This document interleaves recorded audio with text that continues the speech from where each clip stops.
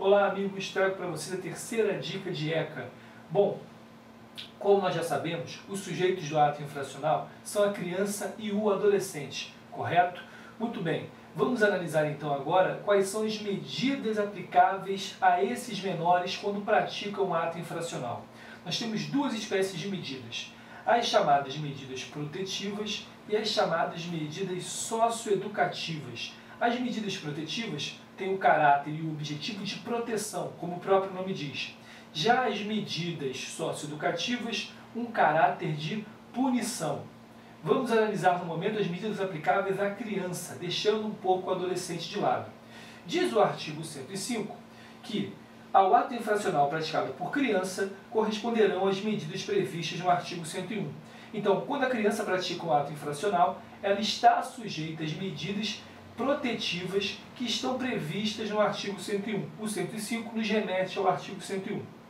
O 101, por sua vez, ele diz que, verificada qualquer das hipóteses previstas no artigo 98, a autoridade competente poderá determinar, dentre outras, as seguintes medidas. Esse artigo 98 trata das chamadas situações de risco, que nós já vamos ver quais são. O que você tem que entender agora? Que a criança, seja por ter praticado um ato infracional, seja por se encontrar em uma situação de risco, sempre vamos aplicar a ela as chamadas medidas protetivas, que estão no artigo 101. Ou seja, criança é sempre protegida, criança nunca é punida, ok? Muito bem. Seguindo, nós vamos ver agora o adolescente. Diz o artigo 102 o seguinte: verificada a prática de ato infracional, a autoridade competente poderá aplicar ao adolescente as seguintes medidas. É claro que o adolescente, assim como a criança, também pode estar em uma dessas situações de risco do artigo 98, que nós já vamos ver, como eu disse. Mas, então ele poderá sofrer, obviamente, uma medida protetiva. Mas e pela prática do ato infracional? Sempre vai ser aplicada ao adolescente a chamada medida socioeducativa? Nós vamos verificar que o rol do artigo 112 traz uma série de medidas, certo? Mas o que me interessa no momento aqui é o inciso 7. Se vocês verificarem, o inciso 7 diz que qualquer uma das medidas previstas no artigo 101 do inciso 1 ao 6, ou seja, quando o adolescente pratica um ato infracional, nem sempre nós vamos aplicar a ele uma medida socioeducativa. Nós também poderíamos ter aplicado a esse adolescente uma medida protetiva. Então, enquanto a criança é sempre protetiva, seja por uma situação de risco ou pela prática de um ato infracional, o adolescente nem sempre. Claro, ele pode sofrer uma medida protetiva pela situação de risco, mas também, quando se trata de ato infracional, nós vamos ter que analisar o caso concreto para verificar se é caso de medida protetiva ou socioeducativa. Vai depender do juiz, correto? Então, o adolescente, pela prática do ato infracional, nem sempre vai sofrer uma medida socioeducativa, porque o legislador permitiu no inciso 7 que o magistrado, de acordo com o caso concreto, analise se é caso de aplicar uma medida socioeducativa pelo aquele ato infracional praticado pelo adolescente, ou se é caso de aplicar uma medida protetiva, desde que essa medida protetiva esteja entre o inciso 1 ao inciso 6, correto? Muito bem. Verificado isso, nós podemos agora falar das chamadas situações de risco, que envolvem tanto a criança como o adolescente. Vamos começar pelo inciso 3. Diz o inciso 3 o seguinte: que em razão de sua conduta. Bom, como assim em razão de sua conduta? Imaginem aquele menor, aquela criança ou aquele adolescente que se embriaga, que usa drogas, que é matriculado na escola, mas constantemente falta. Esse menor, ele se coloca em risco com a sua própria conduta.